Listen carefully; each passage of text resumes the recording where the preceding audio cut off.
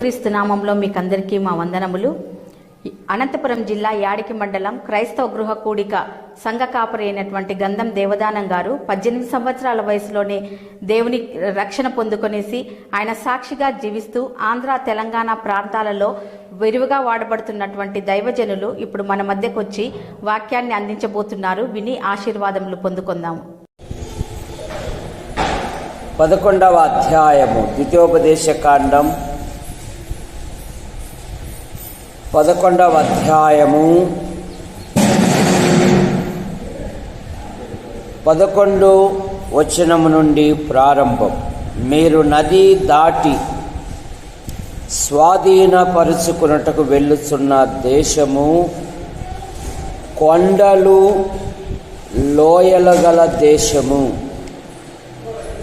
అది ఆకాశ వర్షజాలము త్రాగును. అది నీ దేవుడైన యెహోవా లక్ష్యపెట్టు దేశము. నీ దేవుడైన యెహోవా కన్నులు సంవత్సరాది మొదలుకొని సంవత్సర అంతము వరకు ఎల్లప్పుడూ దాని మీదనే ఉండును. దేవుని మహాకృపను బట్టి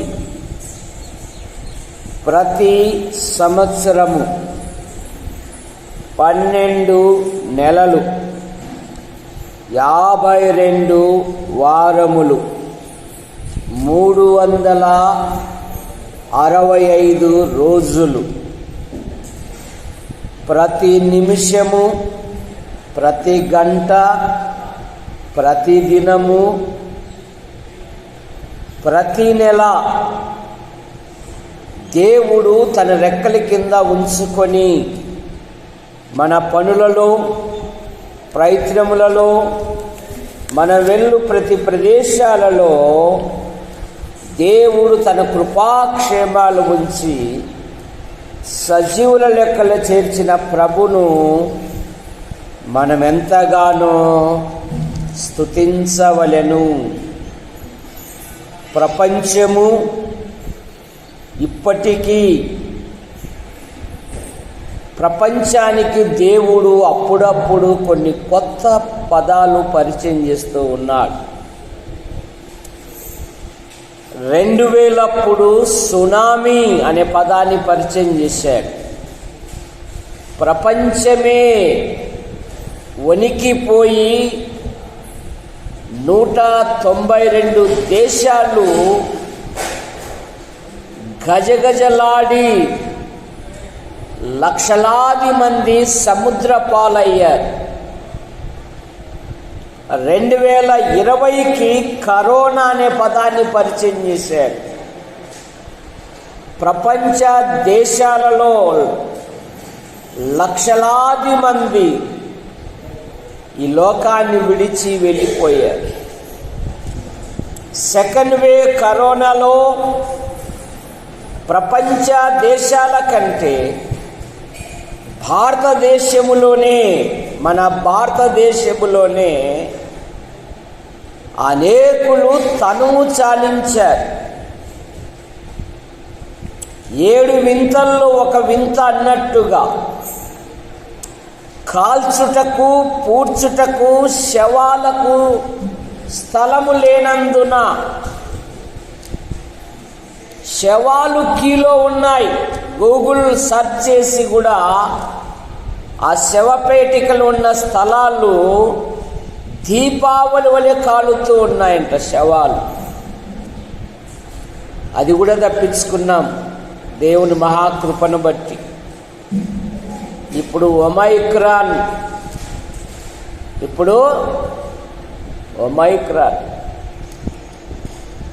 ఇతర దేశాలలో అనేకులు తల్లడిల్లిపోతూ ఉన్నారు. కట్టుపల్లి యోహాన్ అంకుల్ కొడుకు జాన్ నెల్సన్ గారు, అలాగే కనకమ్మ పాల్ గారు వారు విదేశాల్లో ఉన్నారు. ఆయన మొన్న ఫోన్ చేసి మాట్లాడుతున్నాడు, అన్నా మీకు ఎలాగుంది ఒమైక్రాన్ అని. అయ్యా దేవుని కృప వల్ల ఏమి లేదయ్యా, మా దగ్గర అయితే అనేకులు వెళ్ళిపోతున్నారన్న ఈ లోకాన్ని విడిచి అంటున్నారు. ఒక మనుష్యుడు సర్వలోకము సంపాదించుకొని తన ప్రాణము పోగొట్టుకుంటే ప్రయోజనమేమి? భూమి మీద సజీవులుగా ఉన్నాము అంటే అది దేవుని యొక్క కృపావరము. కనుక ఆస్తుల మీద కాదు మనసు ఉంచాల్సిందేది, ప్రాణము మీద. దేవా, ఈరోజు నేను సజీవురాలుగా నా కుటుంబము, నా పిల్లలు క్షేమంగా ఉన్నాము అంటే అది నీ కృపేనైనా అని ప్రభుని స్తుతించాలి. 22వ సంవత్సరములో మొదటి నెల మొదటి ప్రభుదినమందు ఆయన ఉపకారములను తలంచుకొని, నా ప్రాణమా యెహోవాను సన్నుతించుము, నా అంతరంగమున్న సమస్తమా. ఇచ్చిన ఉపకారములను బట్టి మనం ఎంతగానో ప్రభును స్తుతించాలి. ఈ నూతన సంవత్సరములో నూతన స్థలాలు, నూతన ప్రాంతాలు, నూతన వ్యక్తులకు ప్రభువైన యేసుక్రీస్తు ప్రేమను తెలియజేయచ్చు. ఆత్మల సంపాదకులుగా ప్రతి సహోదరుడు, ప్రతి సహోదరి దేవుడిచ్చిన సమయమును, దేవుడిచ్చిన ఆరోగ్యమును, దేవుడిచ్చిన ఇంటిని బట్టి దేవుని కొరకు ఖర్చు పెట్టాలి. కొందరినైనా ప్రభు దగ్గరికి నడిపించాలి. ప్రతి వారి బాధ్యత. ప్రభుత్వ ఉద్యోగులు చూడండి, వారికి వర్షం వచ్చినా, చలి ఉన్నా, ఎండ ఉన్నా, ఉదయము సాయంత్రము ఏమేయాలి? తంబు వేయాలి. తంబు వేయనిదే వారి అకౌంట్లలో డబ్బు పడదు. అలాగే కూలివాడు, పనిచేసేవాడు తాను కష్టపడితే కానీ కూలి రాదు. అలాగే మన కుటుంబాల కొరకు మనం ఏ విధంగా కష్టపడుతూ ఉన్నామో పరలోకములో మనకు బహుమానాలున్నాయి. పరలోకములో పరిశుద్ధులందరి ఎదుట ప్రశంసిస్తాడంట దేవుడు. మన కొరకు నిత్య నివాసమైన ఇల్లు నిర్మిస్తూ ఉన్నాడు. మన కొరకు విజ్ఞాపనము చేయిస్తున్నాడు. దేవునికి శత్రువులుగా ఉన్న మనలను, అసమాధానముతో ఉన్న మనలను మన ఆలోచన చేత, మన నడవడి చేత, మన చేష్టల చేత దేవుని ఉగ్రతకు పాత్రులమైన మనలను మన నిమిత్తము తన సొంత కుమారునే వెనుక తీయక ఆయన ఈ లోకానికి అనుగ్రహించాడు. మనకు రావలసిన శిక్ష ఆయన భరించాడు. పాతాళం నుండి విడిపించాడు. సాతాను అధికారం నుండి విడిపించాడు. రాజులైన యాజక సమూహముగా చేశాడు. ధనవంతునిగా చేశాడు. దేవుని రాజ్యానికి భాగ్యవంతునిగా చేశాడు. కానీ దేవుని పని కొరకు నీ శ్రమ ఏది? నీ పాత్ర ఏది? కనుక అన్ని కాలాలు అన్ని విధాలుగా ఉండవు. ఓడలు బండ్లు అయిపోతున్నాయి, బండ్లు ఓడలు అయిపోతాయి. కానీ సమయం రాకపోతే సమయాన్ని సద్వినియోగం చేసుకోకపోతే చెడ్డదాసుడా అంటాడు ఆయన, చెడ్డదాసురాలా అంటాడు ఆయన. కనుక దేవుని కొరకు నేను ఎప్పుడు చెప్తూ ఉంటా కదా, నీ జేబులో కాసులు ఉండంగానే, నీ ఒంటిలో ఆరోగ్యం ఉండంగానే, నీ ఇంటిలో గుప్పెడి బియ్యం ఉండంగానే దేవుని పనికి ఉపయోగించు. అవి నిన్ను ఎంతో ఐశ్వర్యవంతునిగా చేస్తాయి. ఆ తురతైర పట్టణస్థురాలు లుదియా, నేను దేవుని యందు విశ్వాసము గల దానిని ఎంచితే నా ఇంటికి రండి, నా ఇంటిలో ఉండండి, ఈ పరిసర ప్రాంతాలలో దేవుని గురించిన సువార్తను ప్రకటించండి. దేవుని పరిచర్యకు, దేవుని దాసులకు, మేము పరిచర్యకు మా ఇల్లు పరిచర్యగా ఉంది. సునేమిరాలు దైవజనుని బలవంతము చేసింది. మన ఇంటికి ఈ మార్గమున వచ్చుచూ పోవుచున్నవాడు భక్తి గల దైవజనుడని నేను ఎరుగుదును. ఏమండోయ్, ఆ పైన ఖాళీ స్థలం ఉంది కదా, అక్కడ ఓ చిన్న ఇల్లు నిర్మిస్తాము. ఆయన ఈ ప్రాంతానికి వచ్చినప్పుడల్లా ఇక్కడే ఉంటాడు అంటే భర్త ఎవరు మూసుకొని ఉండు, ఇప్పుడే అల్లాడిపోతుంటే మళ్ళీ ఇదొక తప్పుడు సలహా ఇస్తావని అనలే. అమ్మా, నువ్వేది చేసినా దేవుని మహిమాడుతునే కదా, కానిమ్ము అన్నాడు. అందుకని ఆమెకు గొప్ప బహుమానాన్ని దేవుడిచ్చాడు, సంతానాన్ని ఇచ్చాడు. కరువు కాలంలో ఆస్తిని, పొలాన్ని వేరేవాడు స్వాధీనం చేసుకున్నాడు. దైవజనుడైన ఎలీషా వద్దకు వచ్చింది. ఎలీషా ఒక ప్రత్యేకమైన న్యాయాధిపతి రాజుగారు ఉంచి ఆమె ఏదైతే కూలిపోయిందో ఆమెకు మరలా ఇప్పించాడండి దేవుడు.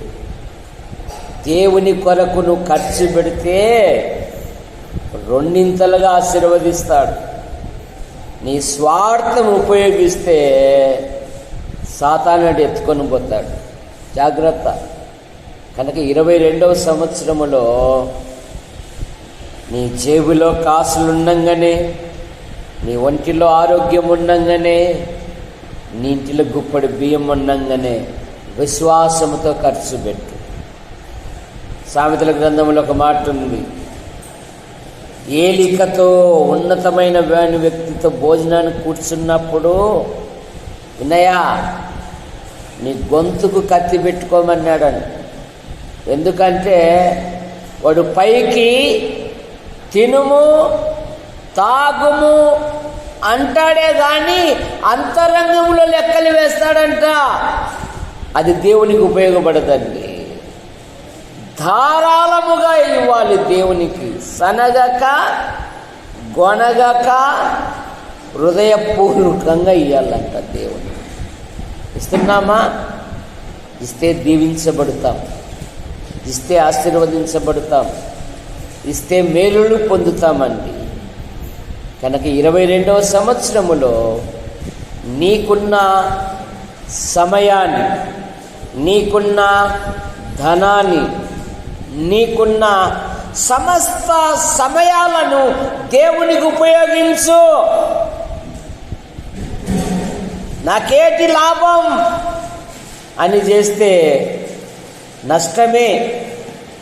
ఆ మనసుతో ఎప్పుడూ చేయకూడదు దేవుని పని. ఇష్టపూర్వకంగా చేస్తే దేవుడు ఆశీర్వదిస్తాడు. ఎలా చేయాలంట? ఇష్టపూర్వకంగా చేయాలి దేవుని పని, అప్పుడే జీతము దేవుడిస్తాడు అంటున్నాడు. ఈ 11వ అధ్యాయములో ఐగుప్తీయులు,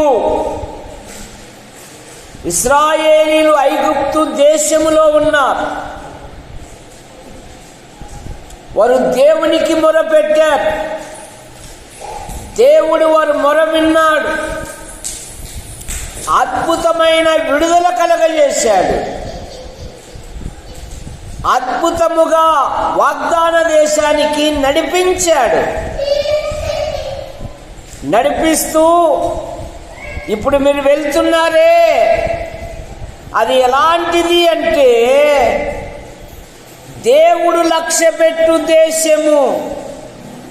అది ఎలాంటిది అంటే కొండలు లోయల గల దేశము. అది ఎలాంటిది అంటే ఆకాశ వర్షజాలము త్రాగును. అది ఎలాంటిది అంటే నీ దేవుడైన యెహోవా కన్నులు సంవత్సరాది మొదలుకొని సంవత్సర అంతము వరకు ఎల్లప్పుడూ దాని మీదనే ఉండును. నీ దేవుడైన యెహోవా కన్నులు. ఈ 22వ సంవత్సరం మొదటి దినం మొదలుకొని 22వ సంవత్సరము ఆఖరి దినము వరకు ఆయన నేత్రములు నీ మీదనే నిలిచి ఉంటాయంట. ఆయన కనుదృష్టి నీ మీదనేనంట. కారణం, ఆయన కనుదృష్టి నీ మీద నిలుచుటకు కారణము మొట్టమొదటి మాట 33వ కీర్తన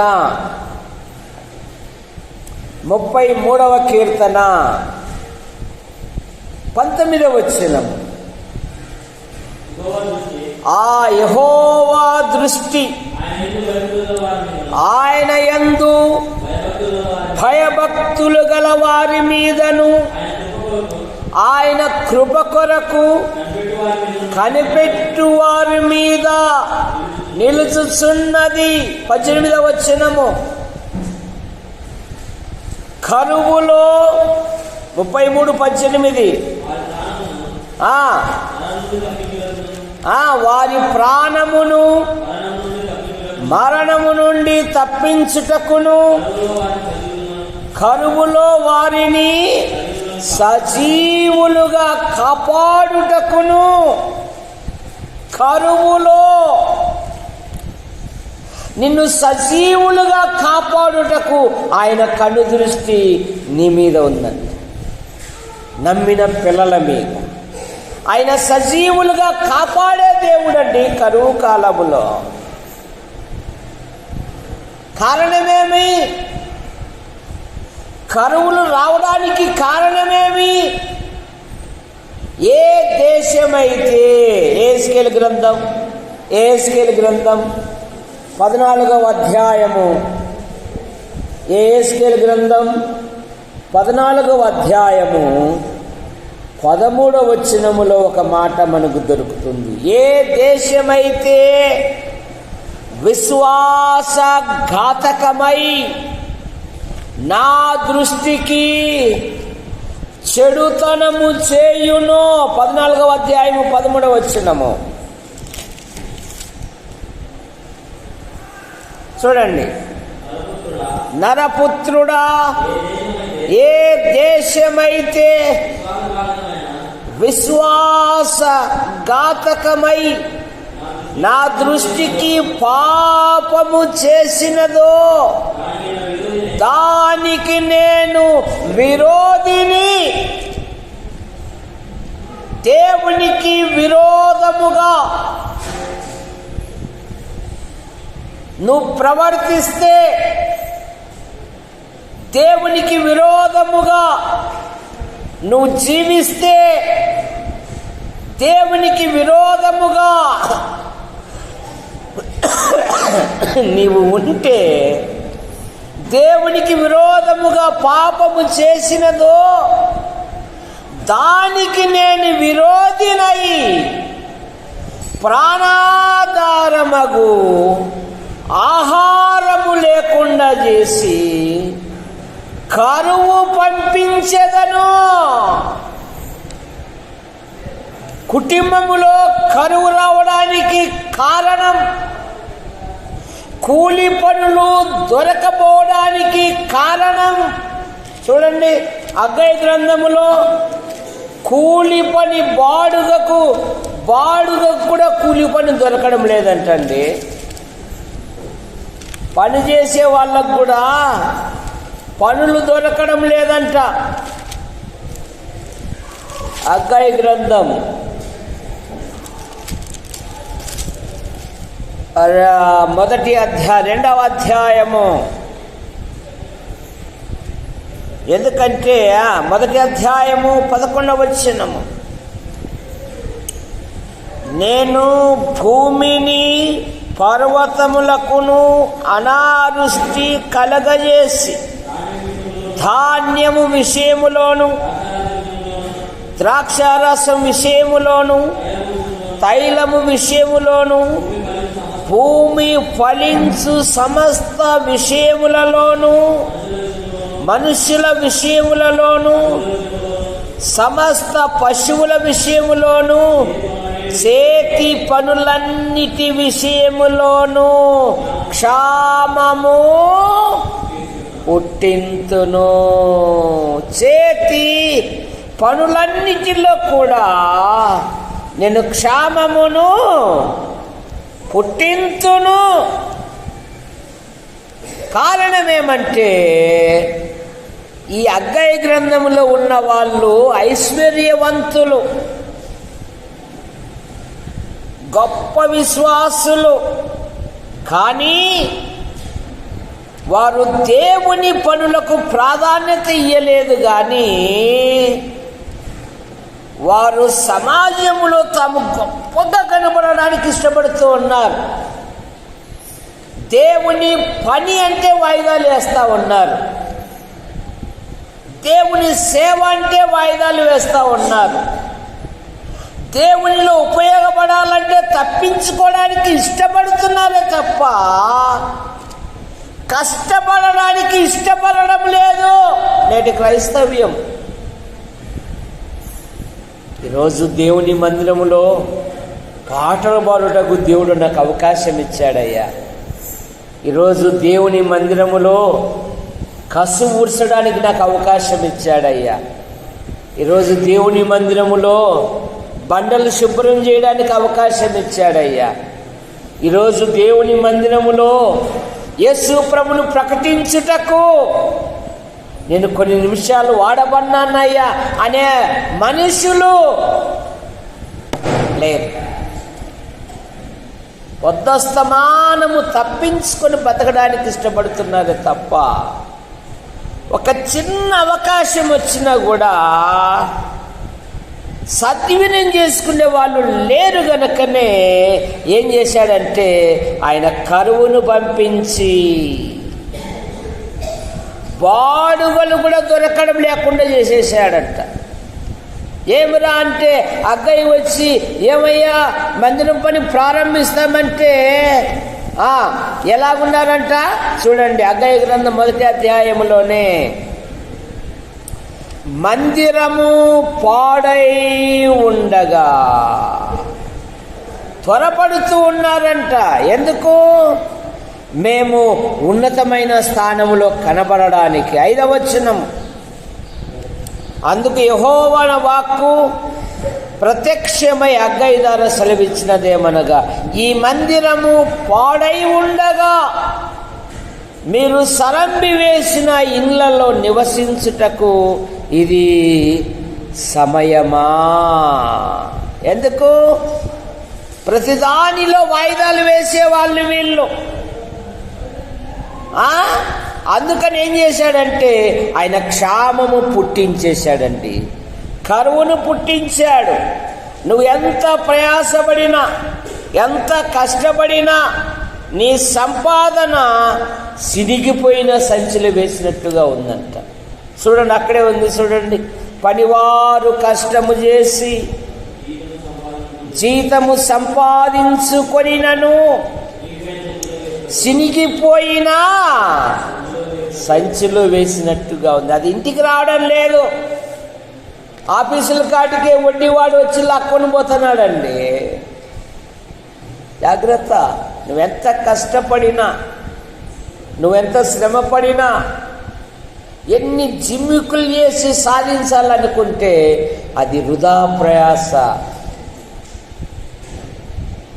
నువ్వు ప్రభు కొరకు ఉండు, నీ సమస్త ప్రయత్నములను ఆయన ఆశీర్వదిస్తాడు. యథార్థంగా జీవించి భక్తిలో. సమాజం దగ్గర ఒకటి, సమాజం లేనప్పుడు ఇంకొకటిగా జీవిస్తే చాలా నష్టపోతాం. చాలామంది మనుషుల ముందర తామేదో పరలోకము నుండి ఊడిపడినట్టుగా ప్రవర్తిస్తారు. కానీ వ్యక్తిగత విషయాలకు వచ్చేకల్లే వారు దేవునికి దూరంగా ఉన్నట్టుగా కనపడతారండి. అలా ఉండకూడదు. చావైనా జీవితమైనా నువ్వు యథార్థంగా జీవించు, యథార్థముగా ప్రవర్తించు వారికి ఆయన ఏ మేలు చేయక మానడు. యథార్థత ఉన్న యోబును సమస్తము కోల్పోయినా కూడా ఏం చేశాడు దేవుడు? రెండింతలుగా ఆశీర్వదించి, రెండింతలుగా దీవించాడు. కనుక యెహోవా కనుదృష్టి నిన్ను సజీవులుగా కాపాడుటకు, కరువులో ఆయన నిన్ను పోషించే దేవుడు. కరువు అనుకొనకుండా నువ్వు పోషింపబడతావంట. ద్వితీయోపదేశ కాండంలోనే మరొక మాట చూడండి. ద్వితీయోపదేశ కాండం 8వ అధ్యాయము 9వ వచనము. ద్వితీయోపదేశ కాండం 8వ అధ్యాయము 9వ వచనము. 8:9 కరువు అనుకొనకుండా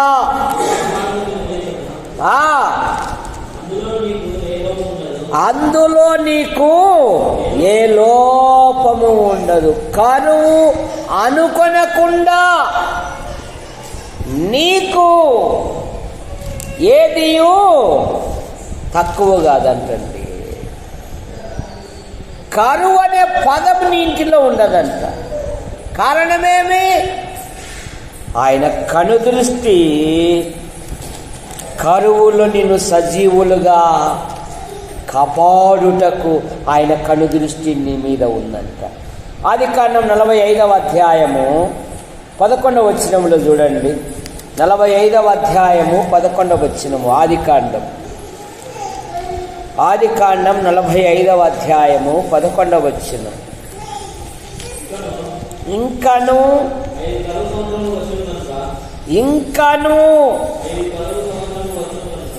వచ్చును కనుక నీకును నీ ఇంటి వారికి నీకు కలిగిన దానంతటికి నీ పేదరికము రాకుండా అక్కడ నిన్ను పోషించుచున్నాడని చెప్పుడు. యోసేపు అంటున్నాడు తన ఇంటి వారితో, రండి, కరువు అనుకొనకుండా, పేదరికము రానియకుండా నేను మిమ్మల్ని పోషించేదను.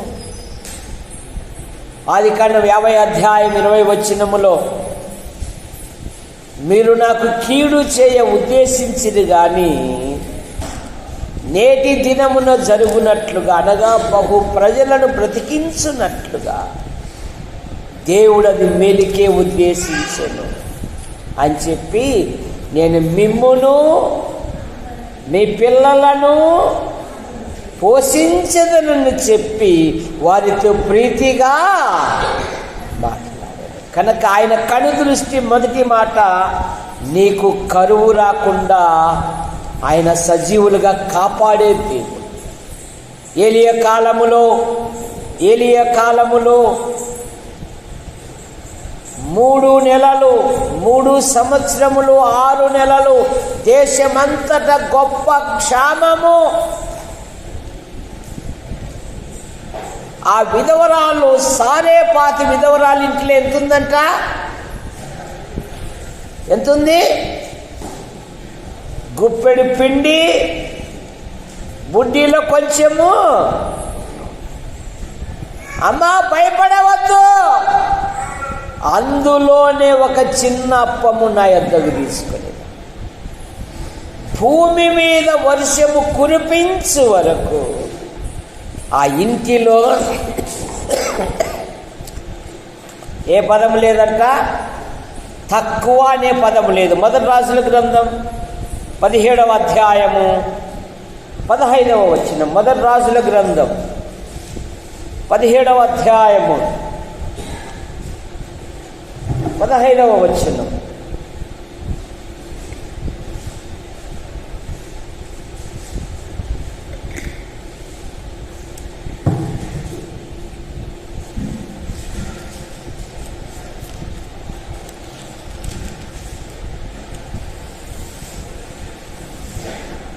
పదమూడవ వచనం.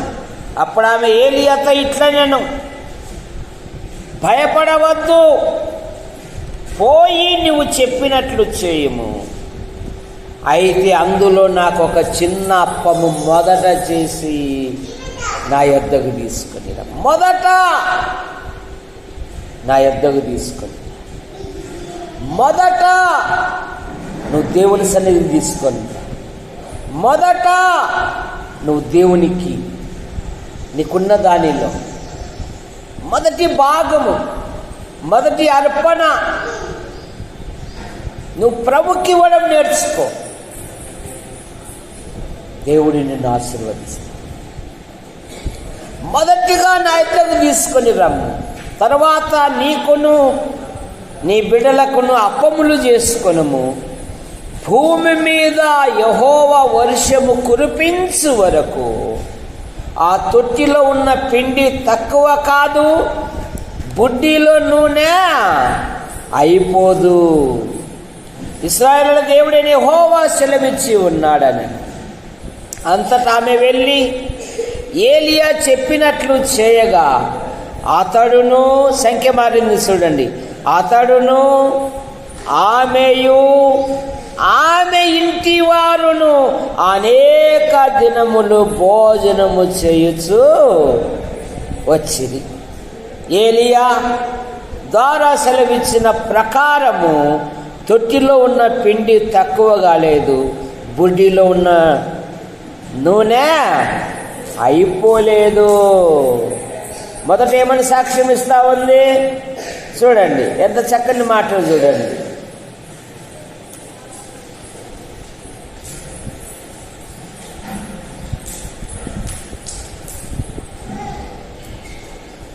పన్నెండవ వచనం. మేము చావక మునుపు నేను ఇంటికి పోయి వాటిని నాకును నా బిడ్డకును, వాళ్ళ ఇంట్లో ఎంతమంది ఉన్నారంట? నాకును ఇద్దరే. కానీ ఆశీర్వాదం వచ్చేలకలు ఎంతమంది ఉన్నారంట? అతడు, ఆమెయు, ఆమె ఇంటి వారండి. ఆమె వంశం అంతా వచ్చి ఆడే ఉన్నారంట. అంటే దేవుడు నాకు ఇచ్చాడు, నాకు ఇచ్చిన దాంట్లో మీరు కూడా తృప్తిగా ఉండండి. కానీ మీరు ఉండి ఏం చేయాలంటే దేవుని స్తుతించల్లా, మీరు దేవుని గణపరచల్లా, మీరు దేవుని మహిమపరచల్లా, మీరు దేవుని కొరకు జీవించల్లా. ఇదంతా ఈ స్థితికి రావడానికి కారణం ఏమంటే ఆ దైవజనుడైన ఏలియాను విశ్వాసంతో చేర్చుకున్నాను. ఆయన నన్ను ప్రోత్సహించాడు, ఆయన నన్ను బలపరిచాడు. ఆయన ద్వారా ఈరోజు నా కుటుంబము క్షేమంగా ఉన్నాము. దేవుడు మేళ్లను చెప్పడానికి నాడు విశ్వాసులు ఇష్టపడడం లేదండి. కానీ ఈమె అయితే చెప్తా ఉంది, అతడు, ఆమె, ఆమె ఇంటివారు. కారణమేమి? కరువులో సజీవులుగా కాపాడుటకు ఆయన కనుదృష్టి మన మీద నిలుచుచున్నది. మొదటి మాట. రెండవ మాట మరణము నుండి తప్పించుటకును. అక్కడే 33వ కీర్తనే 18-19 వచనాలలో అక్కడ 2 మాటలు ఉన్నాయి. మరణము నుండి తప్పించుటకును. ఆయన తన ప్రజలను తప్పించు దేవుడు. శ్రమలలో, బాధలలో, ఇరుకులలో, ఇబ్బందులలో, ప్రమాదకరమైన పరిస్థితుల నుండి ఆయన తప్పించువాడు. నోవాహు కాలములో భూలోకము దేవుని సన్నిధి చెడిపోయి ఉంది. సమస్త మనుషులు తమ మార్గములను చెరిపివేసుకున్నారు. వారి ఊహ, వారి ఆలోచన, వారి యొక్క ప్రవర్తన దేవుని సన్నిధిలో చెడిపోయి ఉంది. దేవుడు భూలోకమును చూసినప్పుడు అది చెడిపోయి ఉంది. నేనెందుకు నరులను చేశానని తన హృదయంలో నొచ్చుకున్న దేవుడు భూలోకమును జల ప్రళయముతో నాశనం చేయాలి అనుకున్నాడు. కానీ హృదయ రహస్యములు ఎరిగిన దేవుడు ప్రతిరోజు పరలోకము నుండి నరులను పరిశీలించేవాడంట. 14వ కీర్తన మొదటి 2 వచనాలు, వివేకము కలిగి దేవుని వెతుకువారు కలరేమో అని ఆయన ఆకాశము నుండి నరులను పరిశీలించెను. మేలు చేయువాడు ఒకడు లేడంట, అందరూ చెడిపోయి ఉన్నారంట. అట్టి లోకములో 7వ అధ్యాయం మొదటి వచనం ఆదికాండములో, ఈ తరము వారి ఎదుట నీవే నీతిమంతుడవై ఉండుట చూచితిని. ఎవరు సాక్ష్యం ఇస్తున్నారు? దేవుడు సాక్ష్యం ఇయ్యాలి మన ప్రవర్తనను బట్టి. మన డప్పు మనం కొట్టుకుంటే ఏం రాదు. చాలామంది మన డప్పులు కొట్టుకోవడానికి ఇష్టపడతాం, అది వృధా ప్రయాస. దేవుడు నిన్ను హెచ్చించాలి. ఆ దేవుని పరిశీలనలో ఒక వ్యక్తి కనపన్నాడు. 7వ అధ్యాయం మొదటి వచనం, ఆదికాండం 7వ అధ్యాయము మొదటి వచనం, 7వ అధ్యాయము మొదటి వచనము.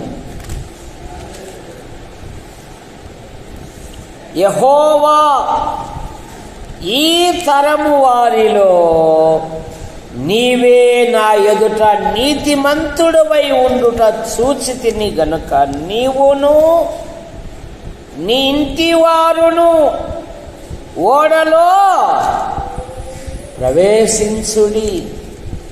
6వ అధ్యాయములో ఒక శ్రేష్టమైన మాట మనకు దొరుకుతుంది. 9వ వచనం, నోవాహు వంశావళి ఇదే. నోవాహు నీతిపరుడును తన తరములో నిందారహితుడై ఉండెను. నోవాహు దేవునితో కూడా నడిచినవాడు. 8వ వచనములో, అయితే నోవాహు యెహోవా దృష్టి యందు కృప పొందినవాడు.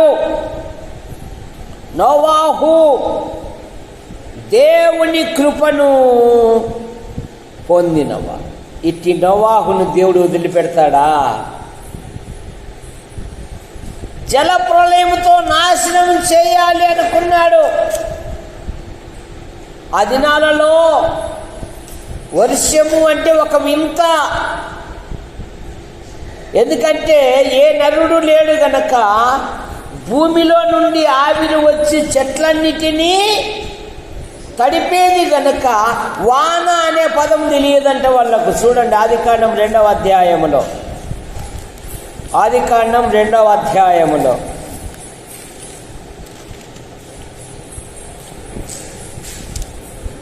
4వ వచనం, దేవుడైన యెహోవా భూమిని ఆకాశమును చేసిన దినమందు భూమి ఆకాశములను సృజించినప్పుడు వాటి వాటి ఉత్పత్తి క్రమం ఇదే. అది వరకు పొలమందలి ఏ పొదయు లేదు, భూమి మీద ఉండలేదు, పొలమందలి ఏ చెట్లును మొలవలేదు. ఏలైనగా దేవుడైన యెహోవా భూమి మీద వానను కురిపించలేదు, నేలను సేద్యపరచుటకు నరుడు. మరి ఎలాగా? భూమిలో నుండి ఆవిరి వచ్చి చెట్లన్నిటినీ తడుపుచూ ఉండెను.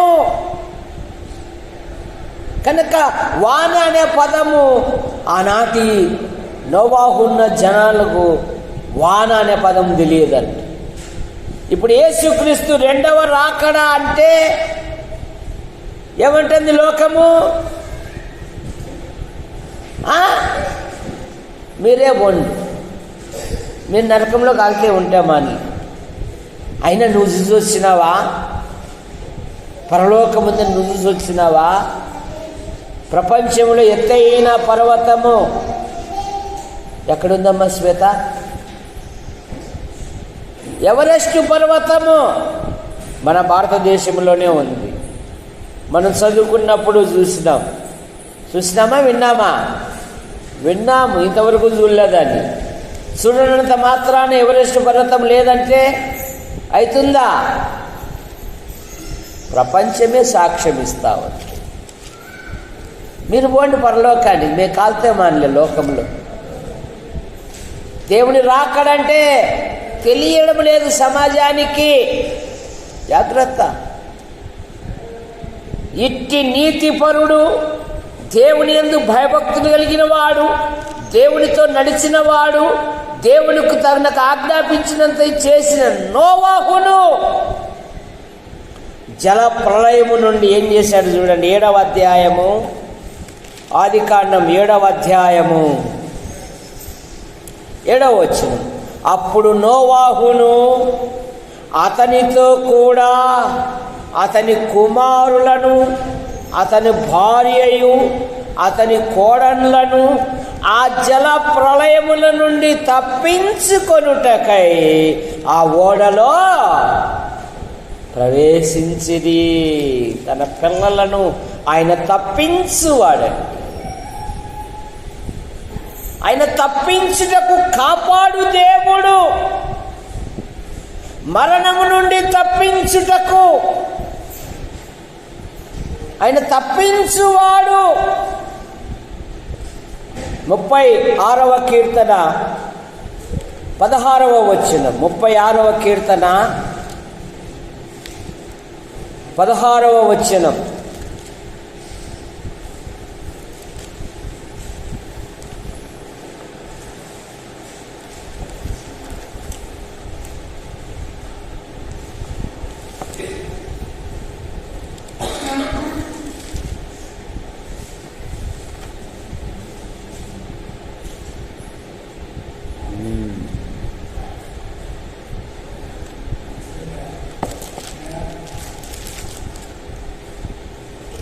తన భక్తులను ఆయన కాపాడే దేవుడుగా మనం చూస్తాము. 91వ కీర్తన 14వ వచనంలో నీకు అపాయం ఏమీ రాకుండా, ఏ తెగులును నీ గుడారమున సమీపించదు. 91వ కీర్తన 14, 15 వచనాలలో అతను నన్ను ప్రేమించుచున్నాడు గనక నేను అతన్ని తప్పించి రక్షించెదను. నా రక్షణ అతనికి చూపించెదను. అతన్ని విడిపించి అతనిని గొప్ప చేయుదును. కనుక యెహోవా కనుదృష్టి ఒకటి, కరువు రాకుండా నిన్ను పోషించడానికి ఆయన కనుదృష్టి ఎల్లప్పుడూ నీ మీదనేనంట. రెండవది, ప్రమాద పరిస్థితుల నుండి తప్పించుటకు ఆయన కనుదృష్టి నీ మీదనే. మూడవది ఆయన కనుదృష్టి నిన్ను బలపరచుటకు. 2వ సమూయేలు 2వ దినవృత్తాంతములు 16వ అధ్యాయము 9వ వచనము. 2వ దినవృత్తాంతములు 16వ అధ్యాయము 9వ వచనం. 16వ అధ్యాయము 9వ వచనం.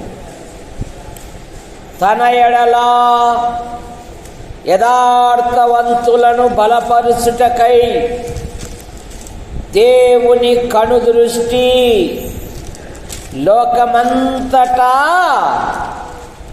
సంచారము చేయుచున్నది. ఏం చదువుతున్నాం మనము? దినవృత్తాంతములు 16వ అధ్యాయము 9వ వచనములో తన ఎడల యథార్థవంతులను బలపరుచుటకు యెహోవా కనుదృష్టి సంచారము చేయుచున్నది. తన ఎడల యథార్థ హృదయము గలవారని బలపరచు. నిన్ను బలపరచుటకు ఆయన కనుదృష్టి నీ మీదనేనంట. పౌలు గారు తిరుగడు కళ్ళు ఉన్నాయి, అందుకని గలతీ సంఘస్థులు అన్నారు, శక్యమైతే పౌలు గారు మీరేమైనా కంటి మార్చుకోవాలనుకుంటే మేము కళ్ళం ఇస్తామండి, మా కళ్ళు దానంగా ఇస్తామండి అన్నారండి. ఆ బలహీనత నుండి బయటపడడానికి ప్రభువును అడిగినాడంట 3 మార్లు, కానీ తొలగించలేదు. కానీ నా కృప నీకు చాలు అన్నాడు. నా కృప నీకు నిన్ను బలపరుచుటకు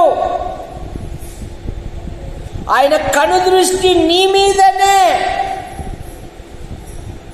నువ్వు చిక్కబడడానికి ఇష్టం లేదు ఆయనకు. నువ్వు బలహీనపరచడానికి, నువ్వు బలహీనుడుగా ఉండడానికి ఇష్టం లేదు. పౌలు గారు కూడా తిమోతితో ఏమన్నాడంటే, నా కుమారుడా, క్రీస్తు యేసునందు కృపచేత నీవు బలవంతుడవు కమ్ము. విశ్వాసి ఎప్పుడు దేవుని కొరకు, తమ దేవుని ఎరిగిన వారు బలము కలిగి గొప్ప కార్యాలు చేయడానికి ఇష్టపడాలంట. దేవుని కొరకు సంసోను ఒక్క మాట అడిగాడండి, దయచేసి ఇది ఒక్కసారి నన్ను బలపరచు.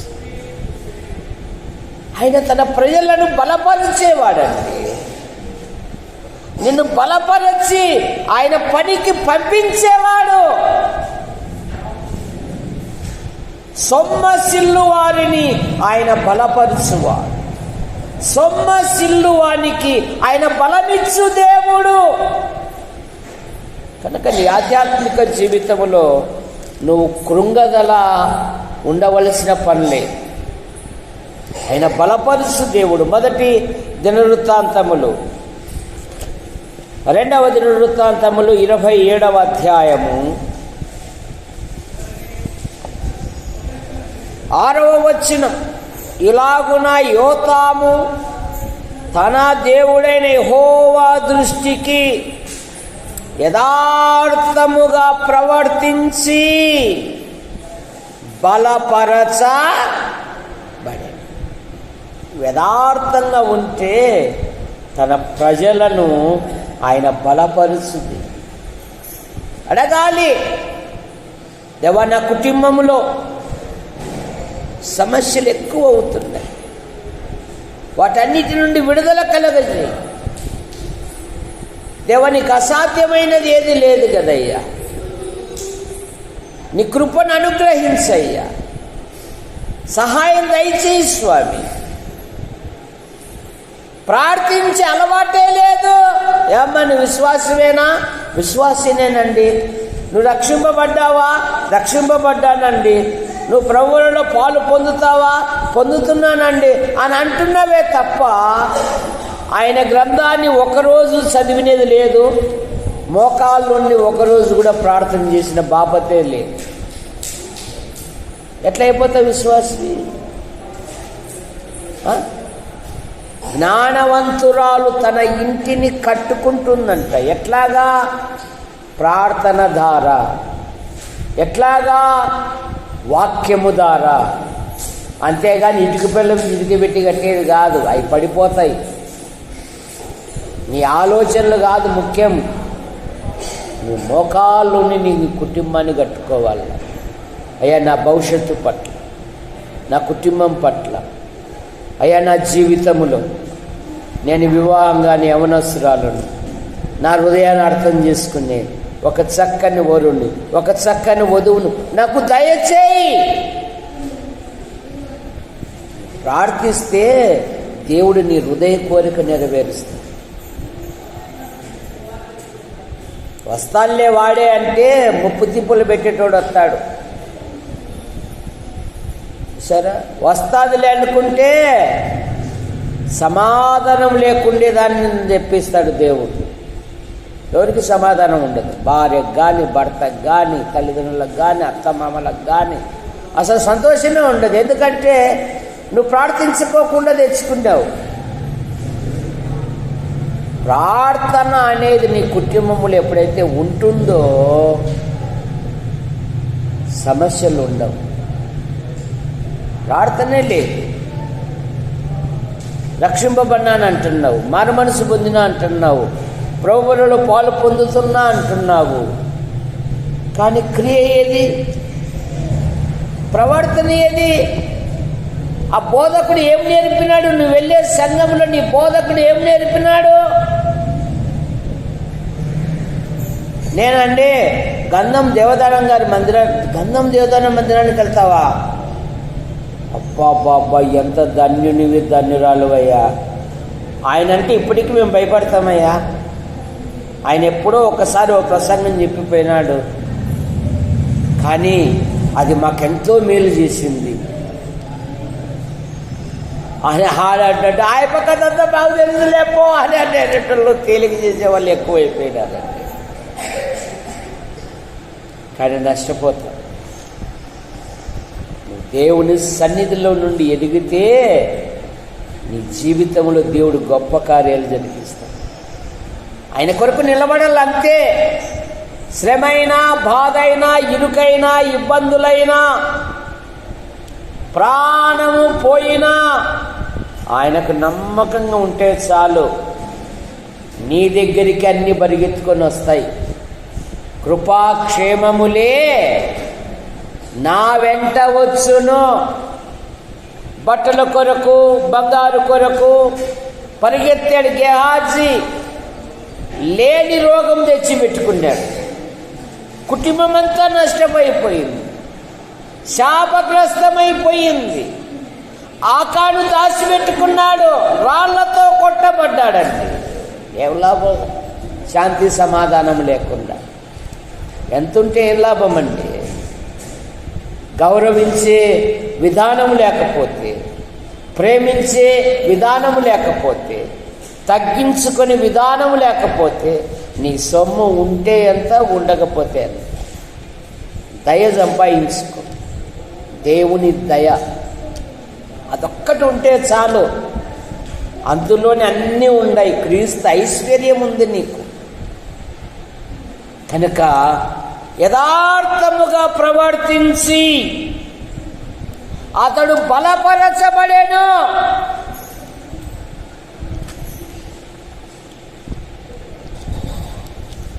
నిన్న వారంలో 2 వారాల కిందట మా స్నేహితునికి నాకు ఒక సమస్య వచ్చింది. నిన్నెందుకు పిలవడం లేదు అని. ఇంతకుముందు పాత సంఘ పెద్దలు పిలుస్తుంది కదా, ఇప్పుడు ఎందుకు పిలవడం లేదు అని. నా దేవుడు ఒకటే మాట అన్నాడు, ఒరే వాళ్ళు నన్నే వదిలేసి పండగ చేసుకుంటున్నారా, నిన్ను మర్చిపోవడం గొప్ప సంగతే అన్నాడు.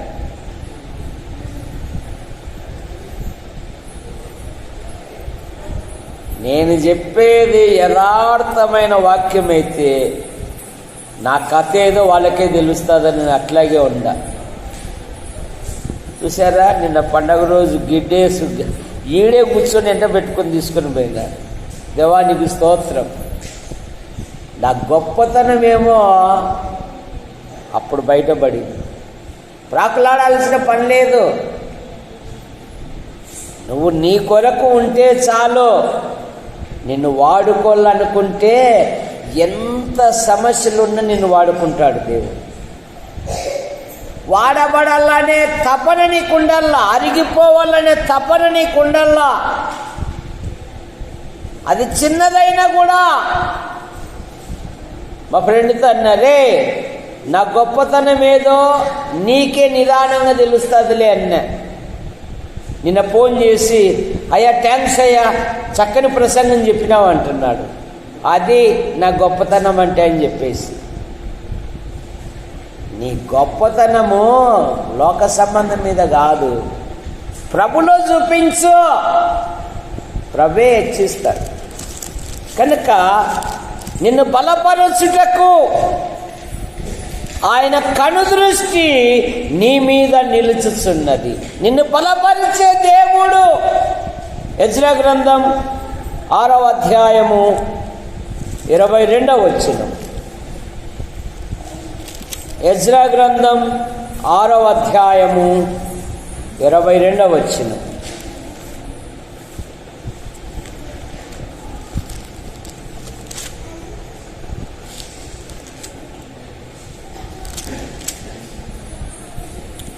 ఏలయనగా ఇశ్రాయేలు దేవుని మందిరపు పని విషయమై వారి చేతులను బలపరచుటకు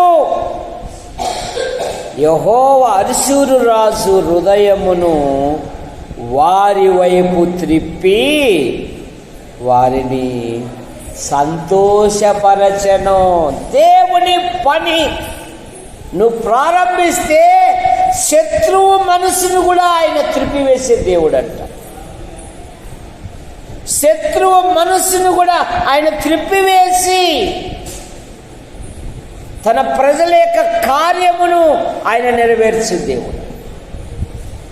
అష్షూరు రాజు అన్యుడు, వీరు దేవుని పని చేయడానికి ఇష్టపడుతున్నాడు గనక మందిరపు పని విషయములో వారి చేతులను బలపరచుటకు యెహోవా అష్షూరు రాజు హృదయమును వారి వైపు త్రిప్పి వారిని సంతోషపరచు. నువ్వు పని ప్రారంభిస్తే దేవుడు నీకు తోడ్పడతాడు. చూడండి, అక్కడే ఉంది చూడండి మరొక మాట 7వ అధ్యాయములో, ఎజ్రా గ్రంథంలోనే 7వ అధ్యాయము 28వ వచనం. నా దేవుడైన యెహోవా హస్తము నాకు తోడుగా ఉన్నందున నేను బలపరచబడి నాతో కూడా వచ్చుటకు ఇశ్రాయేలీల ప్రధానులను సమకూర్చితిని. నేను బలపరచబడి, నీ బలహీనతలలో ఆయన బలపరచు దేవుడండి. ఈ సమస్యల పట్ల నీ కృపను దయచేయి, సహాయమును అనుగ్రహించు. దానియేలు, నీవు బహు ప్రియుడము. దానియేలు గ్రంథం 10వ అధ్యాయము 18-19 వచనాలు. 10వ అధ్యాయము 18-19 వచనాలు. నేను బలపరచబడి నువ్వు నన్ను ధైర్యము తెచ్చుకుంది. చూడండి, అతడు మరలా నన్ను ముట్టి నన్ను బలపరచి నీవు బహుప్రియుడవు, భయపడకుము, నీకు శుభమమును గాక. ఏమంటున్నాడు పరలోకపు దూత? అమ్మా నీకు శుభమమును గాక, అయ్యా నీకు శుభమమును గాక. 22వ సంవత్సరములో నీవు భయపడకుము. నీ బాధను చూశాడు, నీ వేదనను చూశాడు, నీ కన్నీళ్లను చూశాడు. నిన్ను బలపరుచుటకు ఆయన ఈ లోకానికి వచ్చి ఆయన నీ పక్షమున ఉన్న దేవుడు. నీవు బహుప్రియుడు గనుక భయపడకుము, నీకు శుభమును గాక. ధైర్యము తెచ్చుకొనుము, ధైర్యము తెచ్చుకొను. నీ సమస్యలలో నీవే కృంగిపోయినట్టుగా ఉండొద్దు, అందులో నేను కూడా ఉన్నాను. ఐగుప్తులో ఉన్న నా ప్రజల బాధను నేను నిశ్చయముగా చూచి వదిలేసి పోలేదండి. వారి యావత్ బాధలో ఆయన బాధ నొందెను. ఒకని తల్లి వాని కన్నీరు తుడిచినట్లు యెహోవా వారిని ఆదరించెను. దేవుడే వారి కన్నుల ప్రతి బాష్ప బిందువును తుడిచివేస్తాడయ్యా. ఆ బాధలో శపించుకోవద్దు. మాకేనా ఈ బాధ, మాకేనా ఈ శోధన, మాకేనా ఈ బాధ, లోకంలో ఎవరికి లేదే, భరించాలి. మా అమ్మ ఒకటే మాట అనేది, మా నాన్న తాగాడు అంటే ఆ రోజు మేము ఆకలితో వండుకోవాళ్ళం, కుండలలో వండుకునేటోళ్ళం. ఇసిరి వీధిలో పగలగొడితే ఆహారము పప్పు అన్ని పగిలిపోయి ఉంది. కానీ మా అమ్మ ఒకటే మాట అనేది, వాడు నీకు తండ్రి, నాకు భర్త, దుర్మార్గుడైనా వాడు నాకు భర్త అని రోజుకి 50 రూపాయలు ఇచ్చి పోషించేదండి మా అమ్మ. చదువు లేకపోయినా కూడా రోజుకి 50 రూపాయలు ఇచ్చేది. ఏ కలెక్టర్కి లేదు, నైనా నేను చనిపోతే నా తలాపున 5,000 ఉంటాయి, నా గుంత, నా బట్ట అన్నీ నువ్వేదే, మీ అన్నగారులు కూడా ఎవడు చేయడు. సరే, ఎంతో ధైర్యం చెప్పేది మా అమ్మ, నీకు దేవుడే రా, నువ్వు ఉన్నా ప్రజలు ఉన్నా లేనట్టుగానే బతకల్లో చూడని చెప్పేది. అన్నోళ్ళు ఉండారులే, వదినోళ్ళు ఉండారులే, ఎవరున్నా కూడా ఎవరు చేయరు, నీ దేవుడే నీకు అని చెప్పేది. ఒకని తల్లి వాడిని ఆదరించు, నీ తల్లి వల్లే ఆయన నిన్ను ఆదరించేది. ఆయన సన్నిధిలో ప్రార్థిస్తే చాలండి, ఆయన ధైర్యం ఇచ్చే దేవుడు. ఒకవేళ నేను చనిపోయినా మీ నాన్న నువ్వేసుడు భూస్థాపితం చేయాల్సిందేది అని నా పిల్లలతో పాటు మా నాన్న క్యారీ కూడా కట్టుకొని పోయింది. వేడి వేడి అన్నం, ఏ రోజు సద్దన్నం పంపలేదు నా భార్య. ఉంది కదా ముసలోడు, ఏం తింటాలే పడేసే, ఒరే వద్దురా అనేవాడు మా నాన్న. లేదు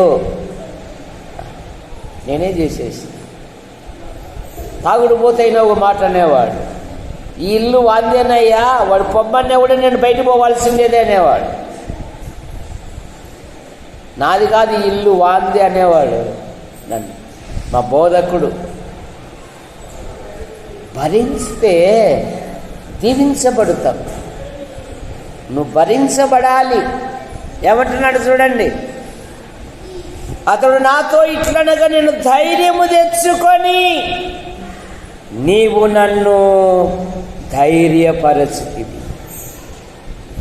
నీవు నన్ను కనుక తన ఎడల యథార్థవంతులను బలపరచుటకై యెహోవా కనుదృష్టి లోకమంతటా సంచారము చేయుచున్నది. అందుకనే పౌలు గారు ఒకటే మాట అన్నాడు, నన్ను బలపరచువాని యందే నేను సమస్తమును చేయగలను. నేనుగా చేసేది, నా వెనక ఒక ఆయన ఉండాలి. ఆయన నన్ను బలపరుస్తున్న వారిని బట్టి నేను సమస్తమును చేస్తున్నాను. ఫిలిప్పీ పత్రిక 4వ అధ్యాయము 13వ వచనం. ఫిలిప్పీలకు రాసిన పత్రిక 4వ అధ్యాయము 13వ వచనం. అక్కడ కుర్చీ వేయండి. గంధం గ్రేసమ్మ గారు వచ్చారు. రండి రండి. ఏమండి ఎంతవరకు వచ్చినాయి? సగానికి వచ్చినాయా? ఫుల్ వచ్చినాయా? సగం వచ్చి. ఫిలిప్పీ పత్రిక 4వ అధ్యాయము 13వ వచనం.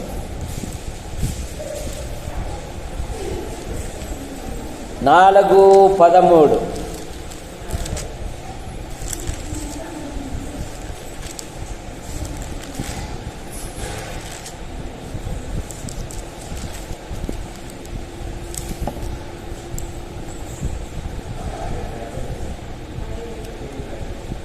నన్ను బలపరుచువాని యందే నేను సమస్తమును చేయగలను. ఏమంటున్నాడు పౌలు గారు? నన్ను ఒక ఆయన బలపరుస్తూ ఉన్నాడు, ఒక ఆయన నన్ను ధైర్యపరుస్తూ ఉన్నాడు, ఒక ఆయన నా వెనక ఉండి అన్ని విధాలుగా సహాయం చేస్తున్నాడు. నా వెనకే కాదు, నా ప్రక్కన నిలిచి ఉన్నాడు అంటాడండి. 2 తిమోతి పత్రిక 6వ అధ్యాయం 4వ అధ్యాయములో, 2 తిమోతి పత్రిక 4వ అధ్యాయము 17వ వచనం. అయితే నా ద్వారా సువార్త పూర్ణముగా ప్రకటింపబడు నిమిత్తము అన్యజనులందరూ దాని విను నిమిత్తము ప్రభు నా ప్రక్క నిలచి నన్ను బలపరచెను. తన ఎడల యథార్థవంతులను బలపరచుటకై దేవుని నేత్రములు లోకమంతటా సంచారము చేయొచ్చు. దావీదుని గురించి 89వ కీర్తన 21వ వచనములో, నేను ఒక శూరుని బలపరుచుచున్నా. ఈ నూతన సంవత్సరములో ఆయన కనుదృష్టి 1 కరువులో నిన్ను కాపాడుటకును, 2 తప్పించుటకును, 3 బలపరుచుటకును, 4 ఆయన కనుదృష్టి దేవుని పిల్లల మీదనే. సామెతల గ్రంథం 22వ అధ్యాయం 12వ వచనం. సామెతల గ్రంథం 22వ అధ్యాయము 12వ వచనం. 22వ అధ్యాయము 12వ వచనము.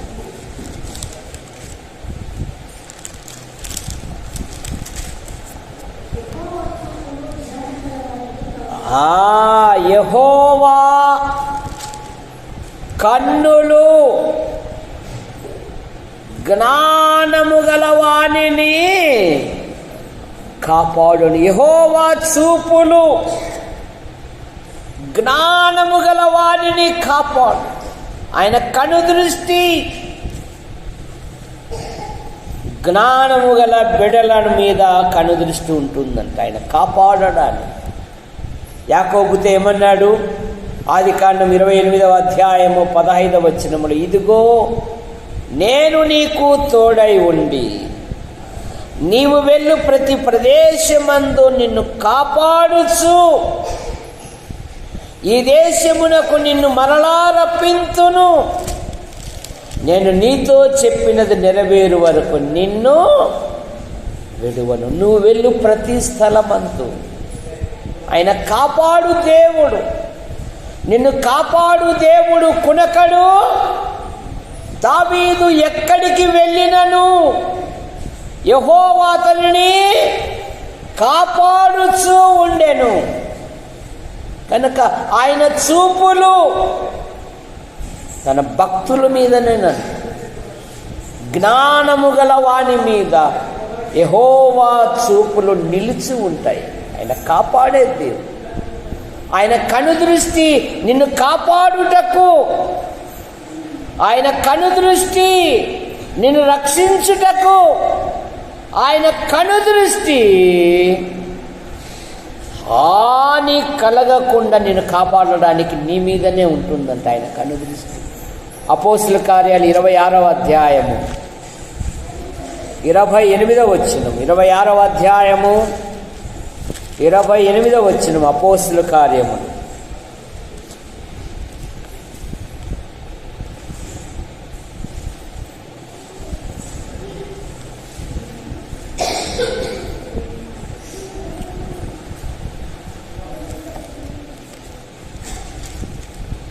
చాలా శ్రేష్టమైన మాట. ఏమంటున్నాడు చూడండి ఇక్కడ 26, 28.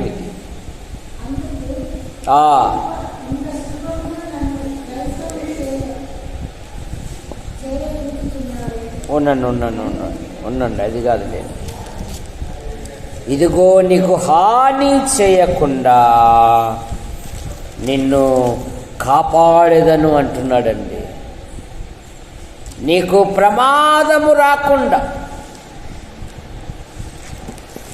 నీకు ఎటువంటి ఇబ్బందులు లేకుండా.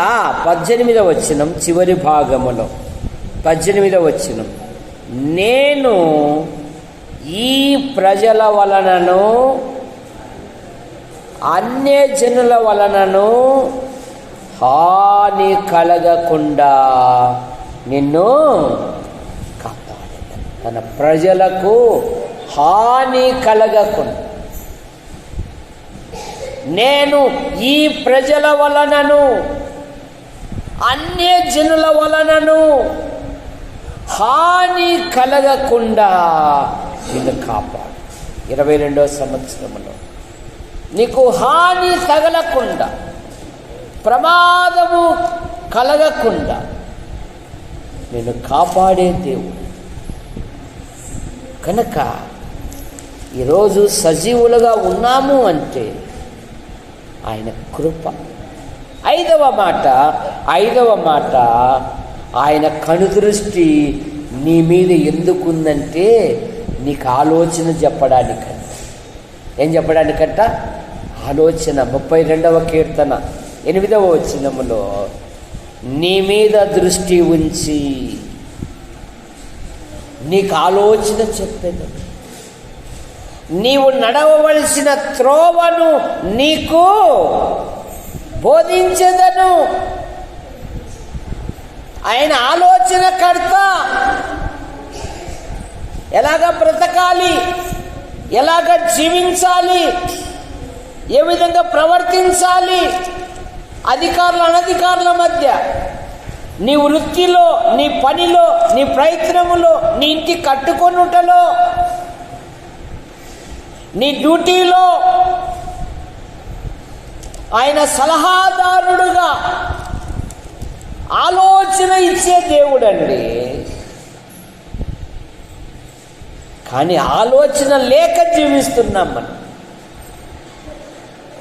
కానీ ఆయన కనుదృష్టి నీకు ఆలోచన చెప్పడానికి, నువ్వు ఎట్లా ప్రవర్తించాలి, ఎట్లా జీవించాలో. అందుకని నెహమ్యా ఉద్యోగానికి వెళుతూ ఏమని ప్రార్థన చేస్తున్నాడు? నీ దాసుని ఆలోచన సఫలపరుచు అంటున్నాడండి. నెహమ్యా గ్రంథం 1వ అధ్యాయము 11వ వచనం. నెహమ్యా గ్రంథం 1వ అధ్యాయము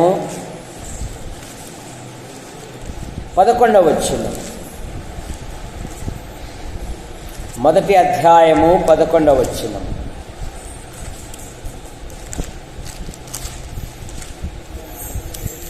యెహోవా చెవి ఎగ్గి నీ దాసుడైన నా మొరను, నీ నామమును భయభక్తులతో ఘనపరుచుట యందు ఆనందించు నీ దాసుల మొరను ఆలకించి ఈ దినమందు నీ దాసుని ఆలోచన సఫలపరచి ఈ మనుష్యుడు నాయందు దయచూపునట్లు అనుగ్రహింపుమని నిన్ను బతిమాలు కొనుచున్నాను. ప్రార్థిస్తున్నాడండి. అత్యున్నతమైన పదవిలో ఉన్నాడు, రాజభవనంలో ఉన్నాడు. కానీ మనస్సు మాత్రము శిథిలమైపోయిన దేవాలయమును కట్టడానికి మనస్సు అండి. ఆ ఎవడుంటే నాకెందుకు, నేను క్షేమం, ఐఎమ్ క్షేమం, నా పిల్లల క్షేమం, నేను క్షేమం, ఎవడు పోతే నాకెందుకు, ఎవడుంటే నాకెందుకు. నేటి క్రైస్తవ్యము అలా జీవిస్తూ ఉంది. కానీ నెహమ్యా అత్యున్నతమైన పదవిలో ఉన్న దేవుని పట్టణము, దేవాలయము కాల్చబడినప్పుడు కొన్ని దినములు ఉపవాసం ఉండి ప్రార్థించాడంట. ప్రార్థించే వాళ్ళు కావాలా, హేళన చేసేవాళ్ళు కాదు దేవునికి కావాల్సిండేది. తప్పులు చూపించే వాళ్ళు కాదు దేవునికి కావాల్సిండేది. తప్పులు సరిచేసే వాళ్ళు కావాల దేవునికి. సమస్యలు సృష్టించే వాళ్ళు కాదు దేవునికి కావాల్సినది. సమస్యలు రాకుండా కాపాడేవాడిని కావాలంట దేవుడు. నోవాహు తాగి పడిపోయాడు, కష్టపడేవాళ్ళు కావాలి దేవుడు. సంఘ వృద్ధి కొరకు తన వంతుగా పాటుపడే వాళ్ళు కావాలి దేవునికి. సంఘ అభివృద్ధి కొరకు ప్రయాసపడేవారు కావాలి దేవునికి. నా వంతు సాయము, ఇది నాది, ఇది నా సంఘము, అప్పుడే దీవించబడతావు. నువ్వు సచ్చే ఏమైపోతుంది? చావు కాదు కోరుకోవలసిందేది. నేను ఉన్నంత వరకు ఆయనకి ఏదైనా చెయ్యాలి అన్నప్పుడే ఆశీర్వదించబడతాం. కనుక నెహమ్యా అంటున్నాడు, నీ దాసుని ఆలోచన సఫలపరచు. యెహోవాకు విరోధమైన ఆలోచన నిలువనేరదు. సామెతల గ్రంథం 21వ అధ్యాయము 20వ వచనం.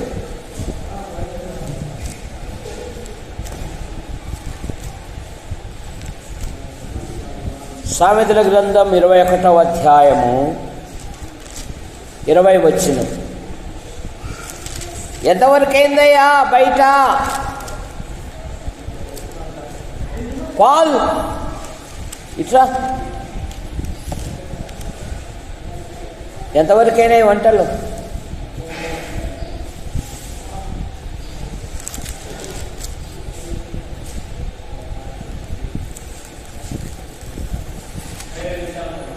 ఇరవై నిమిషాలా? ఓకే. యెహోవాకు విరోధమైన ఆలోచన నిలువా నేరదు. 21వ అధ్యాయము 30వ వచనం. యెహోవాకు విరోధమైన జ్ఞానమైనను వివేచన అయినను ఆలోచన అయినను నిలువదు. దేవునికి విరుద్ధమైన, యెహోవాకు విరోధమైన ఏ ఆయుధము వర్తిల్లదు. కానీ నెహమ్యా అడుగుతున్నాడు, నీ దాసుని ఆలోచన సఫలం. ఆయన ఆలోచనకర్త. నీ మీద దృష్టి ఉంచి నీకు ఆలోచన చెప్పాడు. నువ్వు అడిగితే భక్తుడు కోరుకున్నాడు దావీదు, అయ్యా నీ ఆలోచన చేత నన్ను నడిపించు. 73వ కీర్తన 24వ వచనం. 73వ కీర్తన 24వ వచనం. 73వ కీర్తన 24వ వచనం. నీ ఆలోచన చేత నన్ను నడిపించయ్యా, నా కుటుంబాన్ని నడిపించయ్యా. నా భవిష్యత్తులో నీ సంకల్పం ఏదుందో అది నెరవేర్చయ్యా.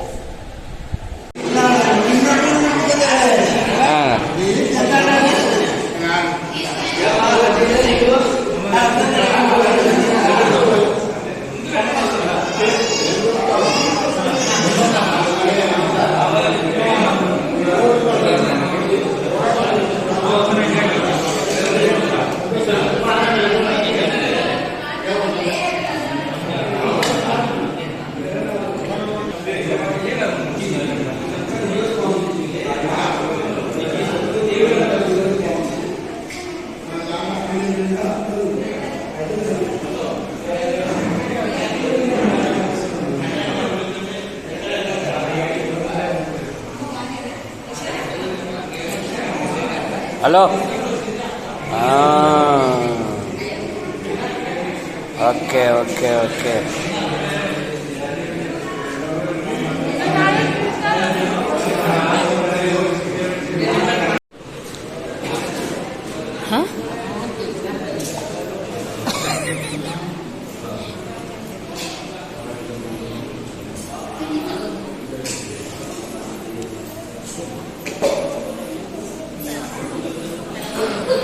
నువ్వు నోట్లో ముద్ద పెట్టుకునేంత వరకు నేను బియ్యం చేత ఇది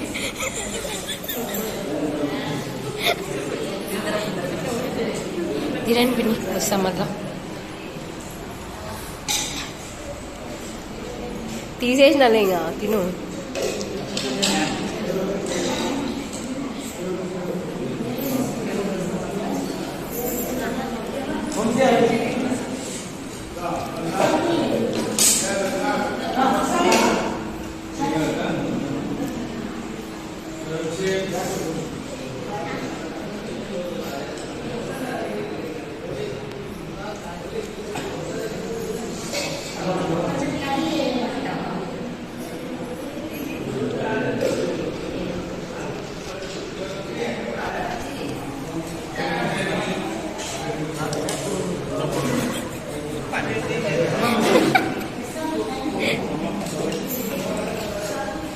మామ సైడ్ రా వీడియో తీస్తాను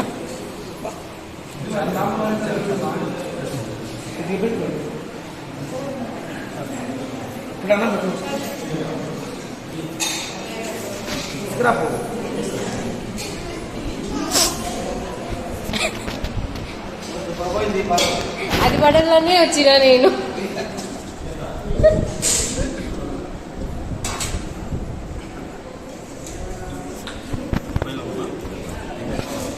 నిన్ను మాత్రం యాంగిల్స్ లో తీసా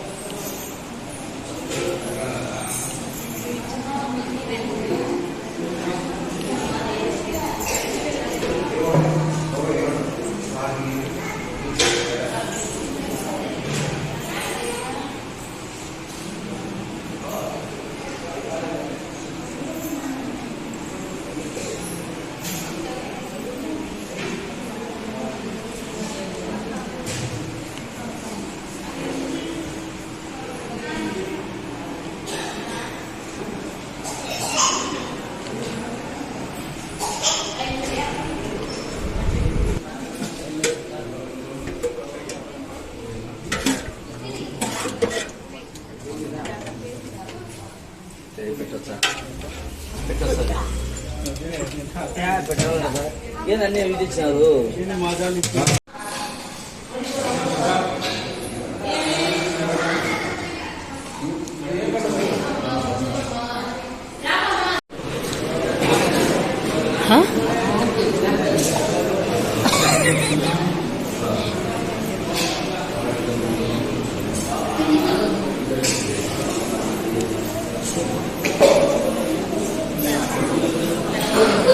నువ్వు నోట్లో ముద్ద పెట్టుకునేంత వరకు నేను బియ్యం చేతుంది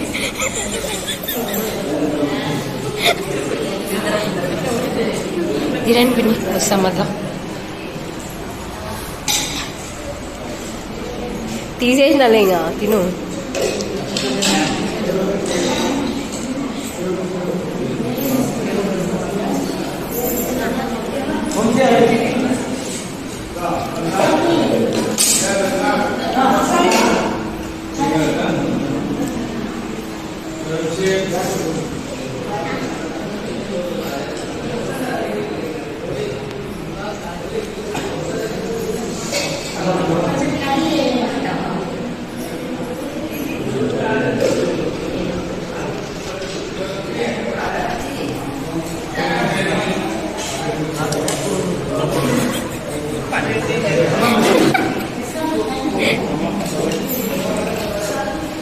మామ సైడ్ రా వీడియో తీస్తాను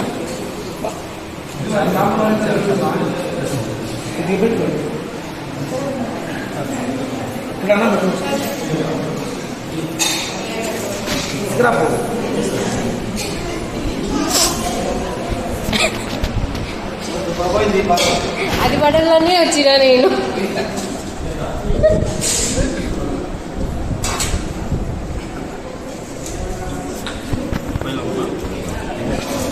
నిన్ను మాత్రం యాంగిల్స్లో తీసా.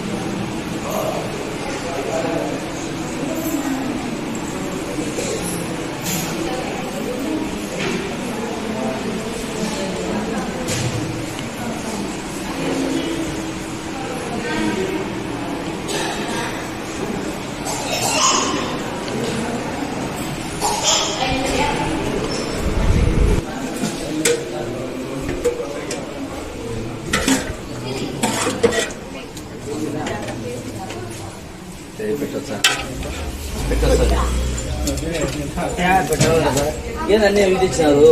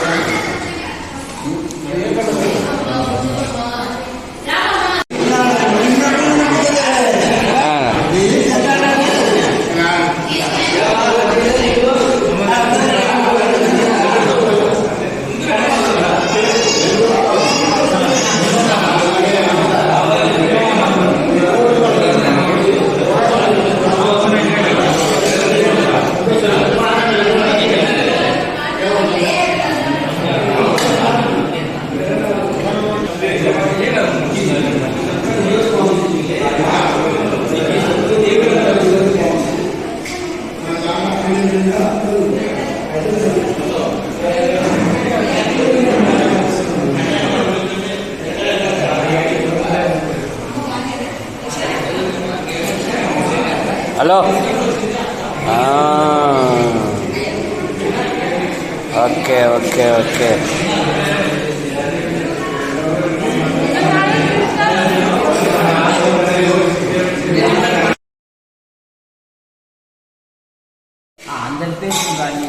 వస్తాయా ఎందుకు రావు? వడ్డిచ్చేది అన్నీ చేస్తాయి.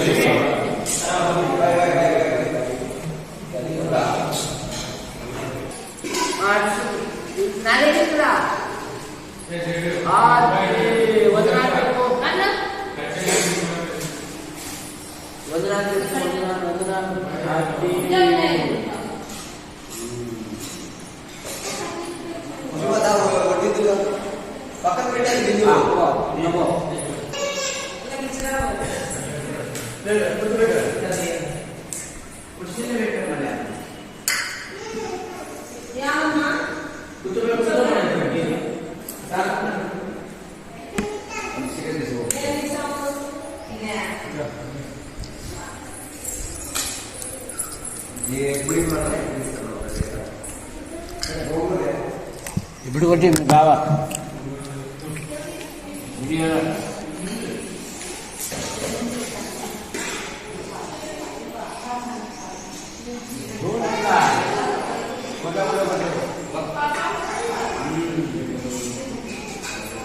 పెట్టాము.